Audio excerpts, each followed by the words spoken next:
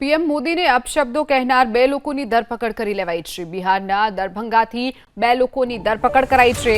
ભાજપના નેતાઓએ આ અંગે ફરિયાદ નોંધાવી હતી, ત્યારે વિપક્ષની રેલીમાં પીએમ મોદીને અપશબ્દો કયા હોવાનો આ બંને આરોપીઓ પર આરોપ લાગ્યો છે। તો પીએમ મોદીને અપશબ્દો કહેનાર બે લોકોની ધરપકડ કરી લેવામાં આવી છે।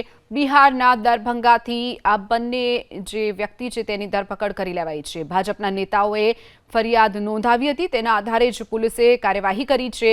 વિપક્ષની રેલીમાં પીએમ મોદી ઉપર અપશબ્દો કયા હોવાનો આરોપ આ બે શખ્સ ઉપર લાગ્યો છે।